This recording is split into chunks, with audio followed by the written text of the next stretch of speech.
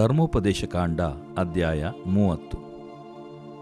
ನಾನು ನಿಮ್ಮ ಮುಂದೆ ಇಟ್ಟಿರುವ ಆಶೀರ್ವಾದವೂ ಶಾಪವೂ ನಿಮ್ಮ ಅನುಭವಕ್ಕೆ ಬಂದಾಗ, ನಿಮ್ಮ ದೇವರಾದ ಯೆಹೋವನು ನಿಮ್ಮನ್ನು ಚದುರಿಸಿರುವ ದೇಶಗಳಲ್ಲಿ ನೀವು ಇವುಗಳನ್ನು ನೆನಪಿಗೆ ತಂದುಕೊಂಡು, ನಿಮ್ಮ ಮಕ್ಕಳು ಸಹಿತವಾಗಿ ನಿಮ್ಮ ದೇವರಾದ ಯೆಹೋವನ ಆಶ್ರಯಕ್ಕೆ ತಿರುಗಿ ಬಂದು, ನಾನು ಈಗ ನಿಮಗೆ ಬೋಧಿಸುವ ಆತನ ಮಾತುಗಳಿಗೆ ಸಂಪೂರ್ಣವಾದ ಹೃದಯದಿಂದಲೂ ಮನಸ್ಸಿನಿಂದಲೂ ವಿಧೇಯರಾದರೆ, ನಿಮ್ಮ ದೇವರಾದ ಯೆಹೋವನು ದುರವಸ್ಥೆಯಿಂದ ನಿಮ್ಮನ್ನು ತಪ್ಪಿಸಿ, ನಿಮ್ಮನ್ನು ಕನಿಕರಿಸಿ, ತಾನು ನಿಮ್ಮನ್ನು ಚದುರಿಸಿರುವ ಎಲ್ಲ ದೇಶಗಳಿಂದ ತಿರುಗಿ ಕೂಡಿಸುವನು.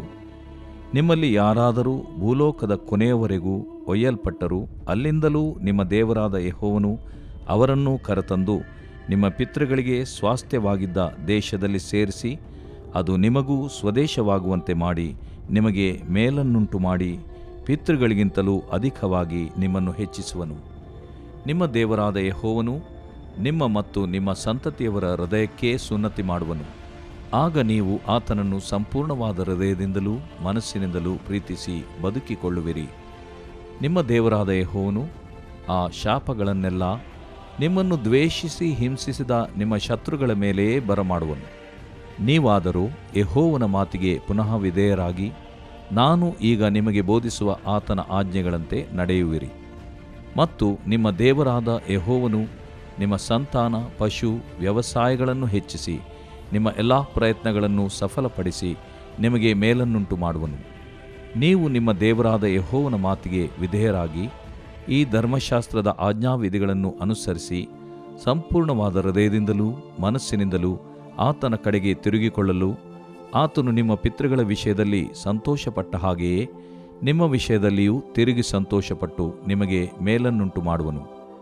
ನಾನು ಈಗ ನಿಮಗೆ ಬೋಧಿಸಿದ ಧರ್ಮೋಪದೇಶವು ನಿಮಗೆ ಗ್ರಹಿಸುವುದಕ್ಕೆ ಕಷ್ಟವಾದದ್ದೂ ಅಲ್ಲ, ಹೊಂದುವುದಕ್ಕೆ ಅಸಾಧ್ಯವಾದದ್ದೂ ಅಲ್ಲ. ಇದು ಮೇಲಣ ಲೋಕದಲ್ಲಿರುವ ಮಾತಲ್ಲ.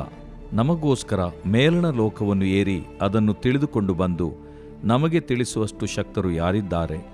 ಇದ್ದರೆ ನಾವು ಕೇಳಿ ಕೈಕೊಂಡೇವು ಅಂದುಕೊಳ್ಳುವುದಕ್ಕೆ ಅವಕಾಶವೇನೂ ಇಲ್ಲ. ಮತ್ತು ಇದು ಸಮುದ್ರದ ಆಚೆ ಇರುವ ಮಾತಲ್ಲ. ನಮಗೋಸ್ಕರ ಸಮುದ್ರವನ್ನು ದಾಟಿ ಅದನ್ನು ತೆಗೆದುಕೊಂಡು ಬಂದು ನಮಗೆ ತಿಳಿಸುವಷ್ಟು ಶಕ್ತರು ಯಾರಿದ್ದಾರೆ? ಇದ್ದರೆ ನಾವು ಕೈಕೊಂಡೇವು ಅಂದುಕೊಳ್ಳುವುದಕ್ಕೆ ಆಸ್ಪದವೇನೂ ಇಲ್ಲ. ಈ ವಾಕ್ಯವು ನಿಮಗೆ ಸಮೀಪದಲ್ಲಿಯೇ ಇದೆ, ಇದು ನಿಮ್ಮ ಬಾಯಲ್ಲಿಯೂ ಹೃದಯದಲ್ಲಿಯೂ ಇದೆ. ಇದನ್ನು ಅನುಸರಿಸುವುದಕ್ಕೆ ಅವಕಾಶ ಉಂಟಷ್ಟೇ. ನೋಡಿರಿ, ನಾನು ಜೀವ ಶುಭಗಳನ್ನೂ ಮರಣಾಶುಭಗಳನ್ನೂ ಈಗ ನಿಮ್ಮ ಮುಂದೆ ಇಟ್ಟಿದ್ದೇನೆ. ನಾನು ಈಗ ನಿಮಗೆ ಬೋಧಿಸುವ ಪ್ರಕಾರ ನೀವು ನಿಮ್ಮ ದೇವರಾದ ಯೆಹೋವನನ್ನು ಪ್ರೀತಿಸಿ, ಆತನು ಹೇಳಿದ ಮಾರ್ಗದಲ್ಲಿ ನಡೆದು ಆತನ ಆಜ್ಞಾವಿಧಿ ನಿರ್ಣಯಗಳನ್ನು ಅನುಸರಿಸಿದರೆ ನೀವು ಬದುಕಿಕೊಂಡು ಹೆಚ್ಚುವಿರಿ. ಮತ್ತು ನೀವು ಸ್ವಾಧೀನ ಮಾಡಿಕೊಳ್ಳುವುದಕ್ಕೆ ಹೋಗುವ ದೇಶದಲ್ಲಿ ನಿಮ್ಮ ದೇವರಾದ ಯೆಹೋವನು ನಿಮ್ಮನ್ನು ಅಭಿವೃದ್ಧಿಪಡಿಸುವನು.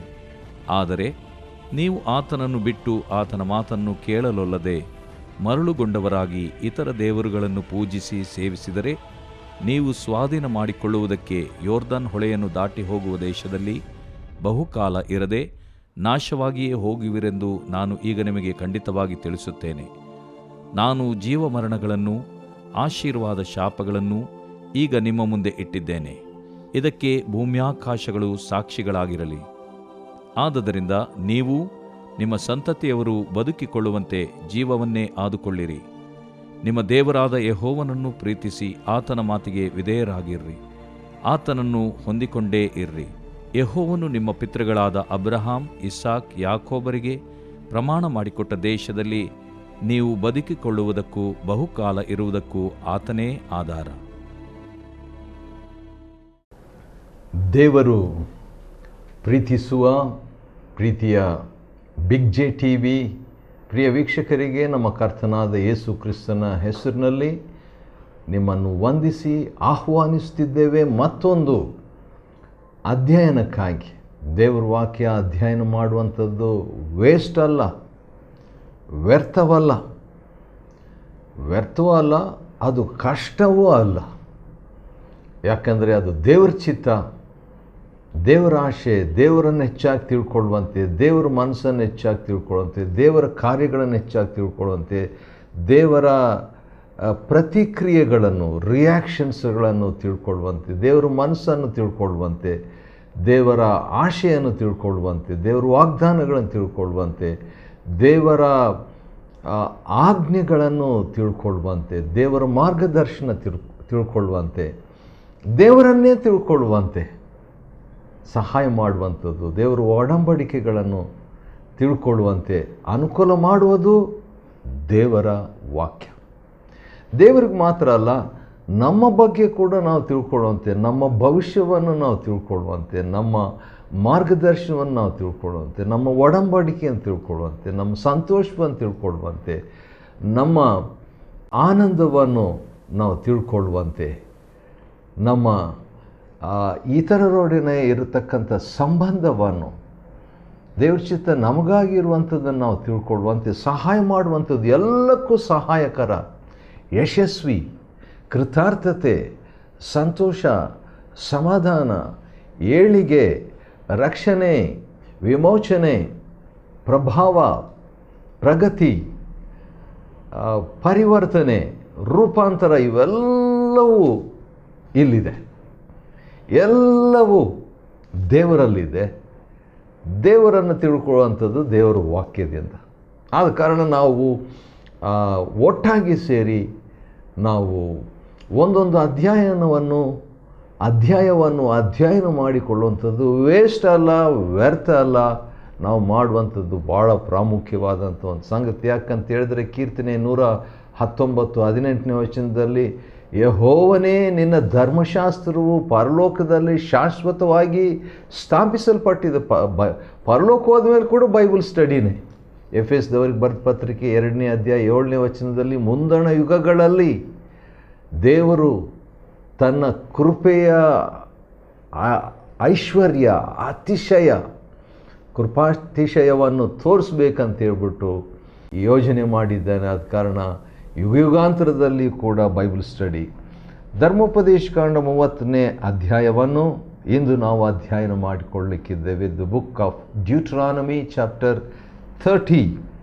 30ನೇ ಅಧ್ಯಾಯವನ್ನು ನಾವು ಅಧ್ಯಯನ ಮಾಡಿಕೊಳ್ಳೋದಕ್ಕೆ ಮುಂಚಿತವಾಗಿ 29ನೇ ಅಧ್ಯಾಯದ ಬಗ್ಗೆ ಒಂದು ವಾಕ್ಯ ಮಾತ್ರ ನಿಮ್ಮ ಮುಂದೆ ಇಡ ಬಯಸ್ತೇನೆ. ಅದು ಯಾವುದಂದರೆ ಧರ್ಮೋಪದೇಶಕಾಂಡ 29:29. ಈಸಿ ನೆನಪಿಟ್ಕೊಳ್ಳೋದು. ಡ್ಯೂಟ್ರಾನಮಿ 29:29 ಅದರಲ್ಲಿ ಬರೆದಿರುವಂಥ ವಾಕ್ಯ ಈ ರೀತಿಯಾಗಿದೆ, ರಹಸ್ಯವಾದವುಗಳು. ಹಾಗಾದರೆ ಬೈಬಲ್ನಲ್ಲಿ ರಹಸ್ಯವಾದವುಗಳು ಇವೆ. ರಹಸ್ಯವಾದಗಳು ನಮ್ಮ ದೇವರಿಗೆ ಸೇರಿದ್ದು, ದೇವ್ರ ಪಾಲದ್ದು, ದೇವ್ರ ರೆಸ್ಪಾನ್ಸಿಬಿಲಿಟಿ. ಆದರೆ ಪ್ರಕಟವಾದವುಗಳು, ಹಾಗಾದರೆ ಬೈಬಲ್ನಲ್ಲಿ ರಹಸ್ಯವಾದವುಗಳು ಎಂಬುದಾಗಿವೆ ವಿಷಯಗಳು. ರಹಸ್ಯವಾದ ವಿಷಯಗಳು ಬೈಬಲ್ನಲ್ಲಿ ಅಡಕವಾಗಿದೆ. ಕೆಲವರಿಗೆ ಎಲ್ಲನೂ ರಹಸ್ಯವಾಗಿರುವಂತೆ ಕಾಣ್ತದೆ, ಯಾಕಂದರೆ ಏನೂ ಅರ್ಥ ಆಗೋದಿಲ್ಲ ಎಂಬುದಾಗಿ. ಹಾಗಿರುವಂಥದ್ದು ದೇವ್ರ ಚಿತ್ತವಲ್ಲ. ಪ್ರಕಟವಾದವುಗಳು ಕೂಡ ಬೈಬಲ್ನಲ್ಲೇ ಇವೆ. There are hidden things or secret things belongs to the Lord. There are things that is secret, there are things that is revealed. ಪ್ರಕಟವಾದವುಗಳು ಬೈಬಲ್ನಲ್ಲಿವೆ, ರಹಸ್ಯವಾದವುಗಳು ಕೂಡ ಅದರಲ್ಲಿವೆ. ಸರಿ, ಹಾಗಾದರೆ ಏನು ಮಾಡಬೇಕು? ನಾವು ಹೇಗೆ ಅದನ್ನು ರಹಸ್ಯವಾದವುಗಳನ್ನು ಪ್ರಕಟವಾದವುಗಳನ್ನಾಗಿ ಮಾಡಿಕೊಳ್ಬೇಕಾದ್ರೆ ಏನು ಮಾಡಬೇಕು? ರಹಸ್ಯವಾದವುಗಳು ದೇವರಿಗೆ ಸೇರಿದ್ದು, ಪ್ರಕಟವಾದವುಗಳು ನಮಗೂ ನಮ್ಮ ಮಕ್ಕಳಿಗೂ ನಮ್ಮ ಸಂತತಿಯವರಿಗೂ ಸೇರಿದಂಥ ಪಿತ್ರಾರ್ಜಿತವಾದ ಸ್ವತ್ತು ಈ ಪ್ರಕಟಣೆ. Revelation is an ancestral property, spiritual property, ಆತ್ಮಿಕವಾದ ಒಂದು ಬಾಧ್ಯತೆ, ಹಕ್ಕು ಮತ್ತು ಆಸ್ತಿ ಎಂಬುದಾಗಿ, ಸ್ವತ್ತು ಎಂಬುದಾಗಿ ನಾವು ಹೇಳ್ತಕ್ಕದ್ದು. ಸರಿ, ಹಾಗಾದರೆ ನಾವು ಯಾವ ರೀತಿಯಾಗಿ ಇವುಗಳನ್ನು ರಹಸ್ಯವಾದವುಗಳನ್ನು ಪ್ರಕಟವಾದವುಗಳನ್ನಾಗಿ ಮಾಡಿಕೊಳ್ಳೋದು ಹೇಗೆ? How to make the secret things as a revealed things.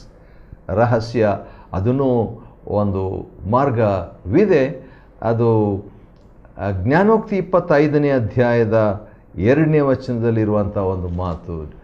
The book of Proverbs chapter 25 verse 2, ವಿಷಯವನ್ನು ದೇವ್ರ ವಾಕ್ಯ ಇರ್ಬೋದು, ಬೇರೆ ವಿಷಯ ಕೂಡ ಇರ್ಬೋದು, ದೇವ್ರಿಗೆ ಸಂಬಂಧಪಟ್ಟಂಥ, ದೇವ್ರ ರಾಜ್ಯಕ್ಕೆ ಸಂಬಂಧಪಟ್ಟಂಥ, ದೇವ್ರ ಸೇವೆಗೆ ಸಂಬಂಧಪಟ್ಟಂಥ, ದೇವರನ್ನು ಹಿಂಬಾಲಿಸುವುದಕ್ಕೆ ಸಂಬಂಧಪಟ್ಟಂಥ ಒಂದು ವಿಷಯನೇ ಇರ್ಬೋದು. ವಿಷಯವನ್ನು ರಹಸ್ಯ ಮಾಡುವುದು ದೇವರ ಪ್ರಭಾವ, ದೇವರ ಮಹಿಮೆ, ದೇವರ ಸ್ವಭಾವ.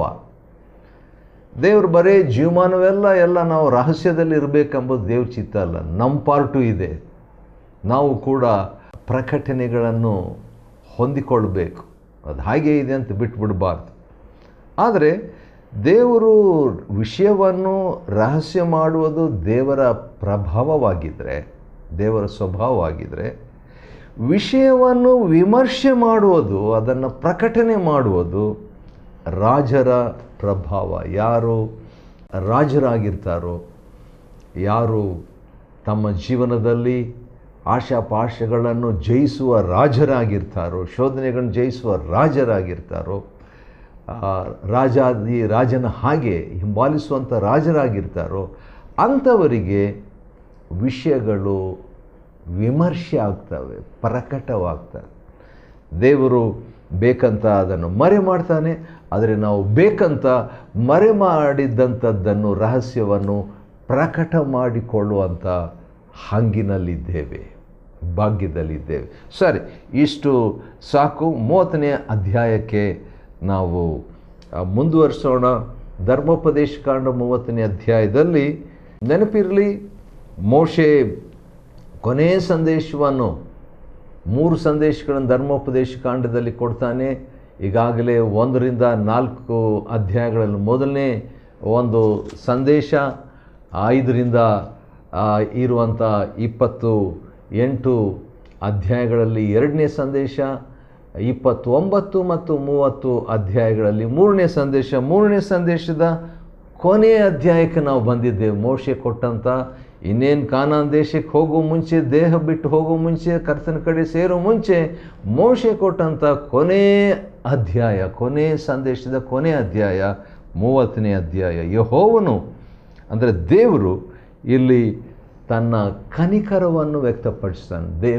ದೇವರ ಒಂದು ಸ್ವಭಾವ ಏನಂದರೆ ಕನಿಕರದ ದೇವರು. ಹೌದು, ಖಡಾಖಂಡಿತದ ದೇವರು, ಸ್ಟ್ರಿಕ್ಟ್ ಆಗಿರುವಂಥ ದೇವರು.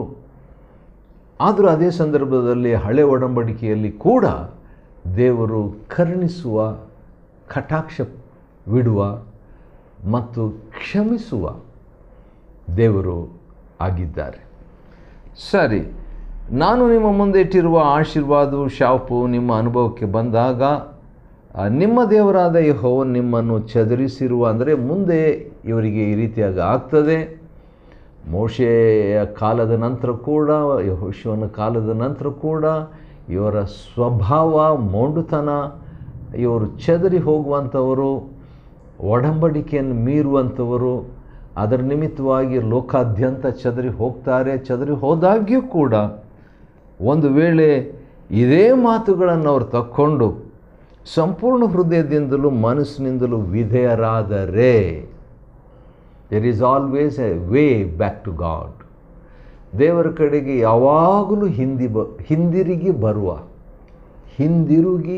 ಬರುವ ಮಾರ್ಗ ಇದ್ದೇ ಇದೆ. ಯಾಕಂದರೆ ನಾನೇ ಮಾರ್ಗವು ಎಂಬುದಾಗಿ ಹೇಳಿದಂಥ ನಮ್ಮ ಕರ್ತನಾದ ಯೇಸು ಕ್ರಿಸ್ತನ ಮುಖಾಂತರವಾಗಿ ಆ ಮಾರ್ಗ ತಂದೆಯ ಬಳಿಕೆ, ದೇವರ ಬಳಿಕೆ. ಸರಿ, ಇಲ್ಲಿ ವಿಧೇಯರಾದರೆ ನಿಮ್ಮ ದೇವರಾದ ಯೆಹೋವನು ದುರವಸ್ಥೆಯಿಂದ ನಿಮ್ಮನ್ನು ತಪ್ಪಿಸಿ, 3ನೇ ವಚನ ಧರ್ಮೋಪದೇಶ ಕಾಂಡ 30 ಮತ್ತು 3, ದುರವಸ್ಥೆಯಿಂದ ನಿಮ್ಮನ್ನು ತಪ್ಪಿಸಿ, ನಿಮ್ಮನ್ನು ಕನಿಕರಿಸಿ, ನನಗಿಷ್ಟ ಅದು, ಕನಿಕರಿಸಿ ತಾನು ನಿಮ್ಮನ್ನು ಚದುರಿಸಿರುವ ಎಲ್ಲ ದೇಶಗಳಿಂದ ತಿರುಗಿ ಕೂಡಿಸುವ. ಕನಿಕರಿಸಿ, ಆ ಮಾತು ನನಗಿಷ್ಟ, ಕನಿಕರಿಸಿ. ಮತ್ತು ನೀವು ಎಷ್ಟು ದೂರವಾಗಿದ್ದರೂ ಕೂಡ ಅಷ್ಟು ದೂರದಿಂದ ದೇವರು ನಿಮ್ಮನ್ನು ಕರ್ಕೊಂಡು ಬರ್ತಾನೆ ಎಂಬುದಾಗಿ. ಇದು ನಿಜವಾಗಿ ಅಕ್ಷರಕ್ಕೂ ನಿಜವಾಗಿ ನಡೆದಂಥ ಒಂದು ಘಟನೆ. ಯಾಕಂತ ಹೇಳಿದರೆ, ಇಸ್ರಾಯೇಲರು ದೇಶಾದ್ಯಂತ ಚದರಿ ಹೋಗಿಬಿಟ್ಟಿದ್ರು. ಅದು ದೊಡ್ಡ ಚರಿತ್ರೆ. ಅದನ್ನು ನಾನು ಪ್ರಾರಂಭ ಮಾಡಿದರೆ ಸಮಯ ಸಾಲದು. ಆದರೂ ಕೂಡ ಒಂದು ನಿಮಿಷದಲ್ಲಿ ಹೇಳಲಿಕ್ಕೆ ಇಷ್ಟಪಡ್ತೇನೆ.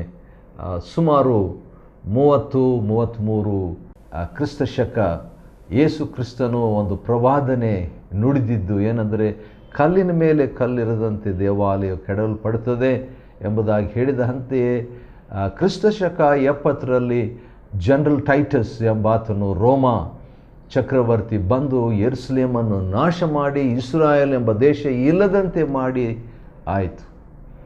70 ಕ್ರಿಸ್ತ ಶಕ ಅದು ಆಯಿತು. ಆದರೆ 1ನೇ ಶತಮಾನ, 2ನೇ ಶತಮಾನ, 3ನೇ ಶತಮಾನ ಇಸ್ರಾಯೇಲ್ ಎಲ್ಲ ಕಡೆ ಚದರಿ ಹೋಗಿಬಿಟ್ಟಿದ್ರು. ರಷ್ಯಾದ ಕಡೆ, ಜೆಕೋಸ್ಲೋವೇಕಿಯಾ ಕಡೆ, ಇಂಡಿಯಾದಲ್ಲಿ ಕೂಡ ಚದರಿ ಬಂದುಬಿಟ್ಟಿದ್ರು ಇಸ್ರಾಯೇಲ್ರು. ಆದರೆ 1948 ಮೇ ತಿಂಗಳು 14ನೇ ತಾರೀಕು ನಡೆದಂಥ ಘಟನೆ ಆಶ್ಚರ್ಯವಾದದ್ದು. ಚದರಿ ಹೋದಂಥವರನ್ನು ದೇವರು ಕನಿಕರಿಸಿ ಧರ್ಮೋಪದೇಶ ಕಾಂಡ 33 ವಚನ ಪ್ರಕಾರವಾಗಿ ಮತ್ತೆ ಹಿಂದಿರುಗಿ ತಂದರು. ಅದಕ್ಕಿಂತ ಮುಂಚೆ ಒಂದು ಸಾರಿ ಅವರು ಚಿದ್ಕೀಯನ ಕಾಲದಲ್ಲಿ ಚದರಿ ಹೋಗಿ ಬಾಬೇಲಿಗೆ ಒಯ್ಯಲ್ಪಟ್ಟು ಆನಂತರ ಹಿಂದಿರುಗಿ ಬಂದರು. ಆದರೆ ಯೇಸು ಕ್ರಿಸ್ತನ ಕಾಲದಲ್ಲಿ ಕರ್ತನು ನುಡಿದಂಥ ಪ್ರವಾದನೆ ಅದೇ ಶತಮಾನದಲ್ಲಿ ನೆರವೇರಿ ಬಹಳಷ್ಟು ಚದರಿ ಹೋದಂಥವ್ರನ್ನ ದೇವರು ಕನಿಕರಿಸಿ ಹಿಂದಿರುಗಿ ತಂದನು. ಆದ ಕಾರಣ ದೇವರು ಹೃದಯಕ್ಕೆ ಸುನ್ನತಿ ಮಾಡಿಕೊಳ್ಳ್ರಿ ಮಾಡುವನು ಎಂಬುದಾಗಿ ಹೃದಯದಲ್ಲಿ ಆ ಒಂದು ಪರಿವರ್ತನೆ ಆಗಬೇಕು. ಪಶ್ಚಾತ್ತಾಪ ಹೃದಯದಲ್ಲಿ ಆದಾಗ ದೇವರು ಹಿಂದಿರುಗಿ ಕೊಡುವಾತನಾಗಿದ್ದಾನೆ. ಪಶ್ಚಾತ್ತಾಪವು ಶಕ್ತಿಯುತವಾದದ್ದು. ಆ ಪಶ್ಚಾತ್ತಾಪದಲ್ಲಿ ಇರುವಂಥ ಶಕ್ತಿ ಈ ಯಜ್ಞಗಳಲ್ಲಿ ಕೂಡ ಇಲ್ಲ ಅಂತ ನಾವು ಹೇಳ್ಬೋದು. ಅಂದರೆ ಯಜ್ಞವು ಒಳ್ಳೆಯದೇ, ಆದರೆ ಪಶ್ಚಾತ್ತಾಪವು ಯಜ್ಞವನ್ನೂ ಮೀರುವಂಥದ್ದಾಗಿದೆ. ಸರಿ, ಇಲ್ಲಿ ಒಂದು ಮಾತು ಪ್ರಿಯ ವೀಕ್ಷಕರೇ ನೀವು ಗಮನಿಸಬೇಕು. 30ನೇ ಅಧ್ಯಾಯದಲ್ಲಿ 3 ಸಾರಿ, ಕನಿಷ್ಠ 3 ಸಾರಿ ಒಂದು ಪದ ಬರ್ತದೆ. ಅದೇನೆಂದರೆ ಪ್ರೀತಿಸಿ. 6ನೇ ವಚನ ಪ್ರೀತಿಸಿ, 16ನೇ ವಚನ ಪ್ರೀತಿಸಿ ಮತ್ತು 20ನೇ ವಚನ ಪ್ರೀತಿಸಿ. ಹಾಗಾದರೆ ದೇವರೊಂದಿಗೆ ಇಸ್ರಾಯೇಲ್ರಿಗಿದ್ದಂಥ ಒಂದು ಸಂಬಂಧ ಅದು ಪ್ರೀತಿಯ ಸಂಬಂಧವೇ ಆಗಿತ್ತು. ಹೌದು, ಯಾಕೆ ದೇವರು ಇಷ್ಟೆಲ್ಲ ಅವ್ರನ್ನ ಬಿಡಿಸಬೇಕು? ಪ್ರೀತಿ. ದೇವರು ಯಾಕೆ ಇಷ್ಟೆಲ್ಲ ಅವರಿಗೆ ಒದಗಿಸಿಕೊಡಬೇಕು? ಪ್ರೀತಿ. ಅವರು ಗೊಣಗುಟ್ಟುವವರಾದರೂ ಕೂಡ, ತಿರುಗಿ ಬಿದ್ದವರಾದರೂ ಕೂಡ, ದೇವರಿಗೆ ವಿರುದ್ಧವಾಗಿ ಅವರು ನಡ್ಕೊಂಡ್ರೂ ಕೂಡ ಅವರನ್ನು ಹಿಂದಿರುಗಿ ಮತ್ತೆ ತರುವಂಥದ್ದಕ್ಕೆ ಕಾರಣ ಏನು? ಪ್ರೀತಿ, ಪ್ರೀತಿ, ಪ್ರೀತಿ. ದೇವರು ಪ್ರೀತಿ ಸ್ವರೂಪನು.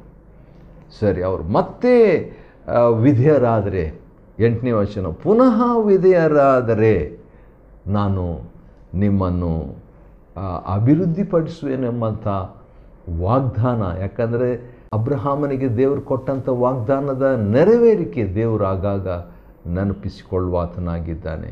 ನೀವು ಪುನಃ ಹಿಂದಿರುಗಿ ಪುನಃ ವಿಧೇಯರಾದರೆ ದೇವರು 9-10 ವಚನಗಳಲ್ಲಿ ಹೇಳುವಂಥ ಮಾತು, ನಿಮ್ಮ ಸಂತಾನ, ನಿಮ್ಮ ವ್ಯಾಪಾರ ವ್ಯವಸಾಯ ಇವುಗಳನ್ನೆಲ್ಲ ಹೆಚ್ಚಿಸಿ ನಿಮ್ಮ ಎಲ್ಲ ಪ್ರಯತ್ನಗಳನ್ನು ಸಫಲಪಡಿಸಿ ನಿಮಗೆ ಮೇಲನ್ನು ಉಂಟು ಮಾಡುವೆನು. ಈ ಒಂದು ಮಾತು ಬಹಳಷ್ಟು ಸಾರಿ ಧರ್ಮೋಪದೇಶ ಕಾಂಡದಲ್ಲೇ ಬರ್ತದೆ. ಧರ್ಮೋಪದೇಶ ಕಾಂಡದಲ್ಲಿ ಮತ್ತೆ ಮತ್ತೆ ನಿಮ್ಮೆಲ್ಲ ಪ್ರಯತ್ನಗಳನ್ನು ಸಫಲಪಡಿಸುವೆನು, ನಿಮಗೆ ನಾನು ಮೇಲನ್ನು ಉಂಟು ಮಾಡುವೆನು, ಮೇಲನ್ನು ಉಂಟು ಮಾಡುವೆನು, ನಿಮ್ಮನ್ನು ಅಭಿವೃದ್ಧಿಪಡಿಸುವೆನು, ನಿಮ್ಮನ್ನು ಆಶೀರ್ವದಿಸುವೆನು, ನಿಮ್ಮನ್ನು ಉನ್ನತ ಸ್ಥಿತಿಗೆ ನಾನು ತರುವೆನು. ಇದು ದೇವರ ಒಂದು ಚಿತ್ತ, ಆಶೆ ತನ್ನ ಜನರ ಬಗ್ಗೆ. ಯಾವ ತಂದೆ ತಾಯಿಗಳು ತಮ್ಮ ಮಕ್ಕಳು ಕೀಳಾಗಿ ಹೋಗಬೇಕು, ಅವರು ಹಾಳಾಗಿ ಹೋಗಬೇಕೆಂಬುದಾಗಿ ಇಷ್ಟಪಡೋದಲ್ಲ. ದೇವರು ಕೂಡ ದೊಡ್ಡ ತಂದೆ, ಮಹಾದೇವರು, ಆತ್ಮಿಕ ತಂದೆ, ಸೃಷ್ಟಿಕರ್ತನಾದ ತಂದೆ, ಪ್ರೀತಿ ಸ್ವರೂಪನಾದ ತಂದೆ, ನಿರ್ದೋಷನಾದ ತಂದೆ. ಆದ ಕಾರಣ ಆತನು ಕೂಡ ಖಂಡಿತವಾಗಿ ಕೆಟ್ಟವರಾದ ತಂದೆ ತಾಯಿಗಳಿಗಿಂತಲೂ ಉನ್ನತವಾದ ಯೋಜನೆ ಇಟ್ಟಿರುವಾತ. 10ನೇ ವಚನದಲ್ಲಿ ಒಂದು ಮಾತು ನನಗೆ ಆಶ್ಚರ್ಯವನ್ನು ಉಂಟು ಮಾಡುವಂಥ ಒಂದು ಮಾತು. ಅದೇನೆಂದರೆ, ಆತನು ದೇವರು ನಿಮ್ಮ ಪಿತೃಗಳ ವಿಷಯದಲ್ಲಿ ಸಂತೋಷಪಟ್ಟ ಹಾಗೆಯೇ ನಿಮ್ಮ ವಿಷಯದಲ್ಲಿಯೂ ತಿರುಗಿ ಸಂತೋಷಪಟ್ಟು ನಿಮಗೆ ಮೇಲನ್ನು ಉಂಟು ಮಾಡುವನು. ದೇವರು ಸಂತೋಷವಾಗಿರುವುದಕ್ಕೂ ನಮಗೆ ಮೇಲುಂಟು ಮಾಡುವುದಕ್ಕೂ ಭಾಳ ಹತ್ತಿರ ಸಂಬಂಧ. ಯಾಕೋಬನು ತನ್ನ ತಂದೆಯಾದಂಥ ಇಸಾಕನಿಂದ ಆಶೀರ್ವಾದವನ್ನು ಹೊಂದಿಕೊಳ್ಳೋದಕ್ಕೆ ಮುಂಚಿತವಾಗಿ ಅವನೇನು ಮಾಡಿದ, ತಂದೆಯನ್ನು ಸಂತೋಷಪಡಿಸಿದ. ಒಳ್ಳೆ ಆತನಿಗೆ ಫೇವ್ರೇಟ್ ಆಗಿರುವಂಥ ಮೆಚ್ಚಿನ ಒಂದು ಊಟ ಕೊಟ್ಟುಬಿಟ್ಟು ಆನಂತರ ಆಶೀರ್ವಾದ ಪಡ್ಕೊಂಡು ಸಂತೋಷಪಡಿಸಿ ಮೇಲನ್ನು ಹೊಂದಿಕೊಂಡು, ಇಲ್ಲಿ ಕೂಡ ಮೋಶೆ ಅದೇ ಒಂದು ಶೈಲಿಯನ್ನು ಉಪಯೋಗಿಸಿ ದೇವರನ್ನು ಸಂತೋಷಪಡಿಸಿ ನೀವು ದೇವರಿಂದ ಮೇಲನ್ನು ಹೊಂದಿಕೊಳ್ಳ್ರಿ ಎಂಬಂಥ ಮಾತು ಹೇಳ್ತಿದ್ದಾನ್ರಿ. 11ರಿಂದ ಇರುವಂಥ ವಾಕ್ಯದಲ್ಲಿ ದೇವರ ವಾಕ್ಯ ಭಾಳ ದೂರ ಏನಿಲ್ಲ, ಭಾಳ ಕಷ್ಟ ಏನಿಲ್ಲ, ಅದು ಹತ್ತಿರದಲ್ಲೇ ಇದೆ. ಈ ವಾಕ್ಯವು ನಿಮಗೆ ಸಮೀಪದಲ್ಲೇ ಇದೆ. 14ನೇ ವಚನ, ಇದು ನಿಮ್ಮ ಬಾಯಲ್ಲಿಯೂ ಹೃದಯದಲ್ಲಿಯೂ ಇದೆ, ಇದನ್ನು ಅನುಸರಿಸುವುದಕ್ಕೆ ಅವಕಾಶ ಇದೆ, ಅನುಕೂಲ ಇದೆ ಎಂಬ ಮಾತನ್ನು ಮೋಶೆ ಹೇಳುವಾತನಾಗಿದ್ದಾನೆ. ಇದೇ ಮಾತನ್ನು ಕೂಡ ಪೌಲನು ರೋಮಪತ್ರಿಕೆ 9ನೇ ಅಧ್ಯಾಯದಲ್ಲಿ ಹೇಳುವಾತನಾಗಿದ್ದಾನೆ. ಆದ ಕಾರಣ ಪೌಲನು ಹೇಳಿದಂಥ ಮೋಶೆಯಿಂದ ತಗೊಂಡ ಮಾತನ್ನು ಹೇಳಿದಂಥ ರೀತಿಯಲ್ಲಿ ಮೋಶೆ ಕೂಡ ಇಲ್ಲಿ ಒಂದು ಮಾತನ್ನು ಹೇಳುವಾತನಾಗಿದ್ದಾನೆ. ನಾನು ನಿಮಗೆ ಜೀವ ಶುಭಗಳನ್ನು ಮರಣ ಅಶುಭಗಳನ್ನು ಈಗ ನಿಮ್ಮ ಮುಂದೆ ಇಟ್ಟಿದ್ದೇನೆ. ಜೀವ ಶುಭ, ಮರಣ ಅಶುಭ. ನೀವು ಇದನ್ನು ಆರಿಸ್ಕೊಳ್ರಿ,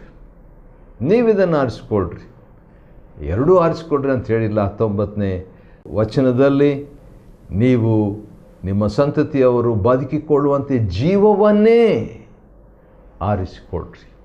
30ನೇ ಅಧ್ಯಾಯ 19ನೇ ವಚನ, ಜೀವವನ್ನೇ ಆರಿಸಿಕೊಳ್ಳ್ರಿ. ಯಾಕಂದರೆ ಯೋಹಾನ 14:6, ನಾನೇ ಮಾರ್ಗವೂ ಸತ್ಯವೂ ಜೀವವೂ ಆಗಿದ್ದೇನೆ. ನಾವು ಜೀವವನ್ನೇ ಆರಿಸಿಕೊಳ್ಳೋದಾದರೆ ಯೇಸುವನ್ನೇ ಆರಿಸಿಕೊಂಡ ಹಾಗೆ ಆಯಿತು. ಯೇಸುವನ್ನೇ ಆರಿಸಿಕೊಂಡ್ರೆ ಕೊಲೊಸ್ಸೆಯರಿಗೆ ಬರೆದ ಪತ್ರಿಕೆ 3:11, ಕ್ರಿಸ್ತನು ಎಲ್ಲದರಲ್ಲಿಯೂ ಒಡೆಯನಾಗಿದ್ದಾನೆ. ಎಲ್ಲಕ್ಕೂ ಒಡೆಯನು, ಎಲ್ಲದರಲ್ಲಿಯೂ ಒಡೆಯನು, ಸರ್ವ ಸೃಷ್ಟಿಕರ್ತನೂ ಆಗಿರುವ ಆತನ ಮುಖಾಂತರವಾಗಿಯೂ ಆತನಲ್ಲಿಯೂ ಆತನಿಗಾಗಿಯೂ ಸೃಷ್ಟಿಸಲ್ಪಟ್ಟಂಥದ್ದು. ಆತನನ್ನು ಹೊಂದಿಕೊಳ್ಳುವಾಗ ನಾವು ಸಮಸ್ತವನ್ನು ಹೊಂದಿಕೊಂಡ ಹಾಗೆ. 30ನೇ ಅಧ್ಯಾಯ ಧರ್ಮೋಪದೇಶ ಕಾಂಡ ಅಧ್ಯಾಯವನ್ನು ಅಧ್ಯಯನ ಮಾಡಿಕೊಳ್ಳುವಂತೆ ದೇವರು ಕೊಟ್ಟ ಕೃಪೆಗಾಗಿ ಆತನಿಗೆ ಸ್ತೋತ್ರವಾಗಲಿ. ದೇವರು ನಿಮ್ಮನ್ನು ಆಶೀರ್ವದಿಸಲಿ.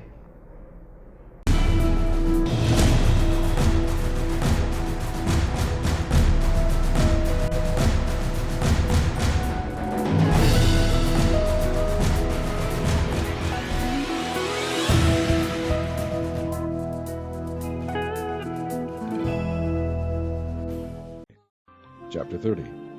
And it shall come to pass, when all these things are come upon thee, the blessing and the curse which I have set before thee, and thou shalt call them to mind among all the nations, whither the Lord thy God hath driven thee, and shalt return unto the Lord thy God, and shalt obey his voice according to all that I command thee this day, thou and thy children, with all thine heart and with all thy soul, that then the Lord thy God will turn thy captivity, and have compassion upon thee, and will return and gather thee from all the nations, whither the Lord thy God hath scattered thee. If any of thine be driven out unto the outmost parts of heaven, from thence will the Lord thy God gather thee, and from thence will he fetch thee. And the Lord thy God will bring thee into the land which thy fathers possessed, and thou shalt possess it, and he will do thee good, and multiply thee above thy fathers. And the Lord thy God will circumcise thine heart, and the heart of thy seed, to love the Lord thy God with all thine heart, and with all thy soul, that thou mayest live. And the Lord thy God will put all these curses upon thine enemies, and on them that hate thee, which persecute thee.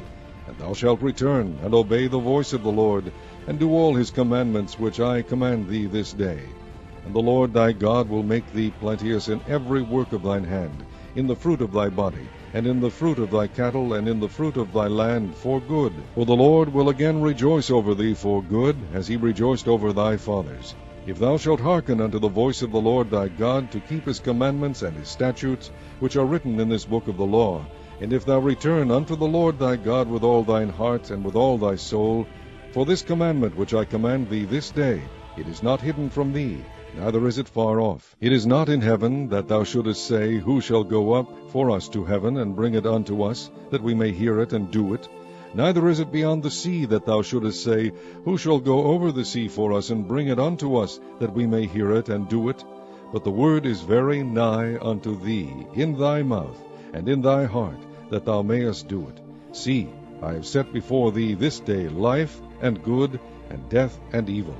In that I command thee this day to love the Lord thy God, to walk in his ways, and to keep his commandments, and his statutes, and his judgments, that thou mayest live and multiply. And the Lord thy God shall bless thee in the land whither thou goest to possess it. But if thine heart turn away, so that thou wilt not hear, but shalt be drawn away, and worship other gods, and serve them, I denounce unto you this day, that ye shall surely perish, and that ye shall not prolong your days upon the land, whither thou passest over Jordan to go to possess it. I call heaven and earth to record this day against you, that I have set before you life and death, blessing and cursing. Therefore choose life, that both thou and thy seed may live, that thou mayest love the Lord thy God, and that thou mayest obey his voice, and that thou mayest cleave unto him, for he is thy life, and the length of thy days, that thou mayest dwell in the land which the Lord sware unto thy fathers, to Abraham, to Isaac, and to Jacob, to give them.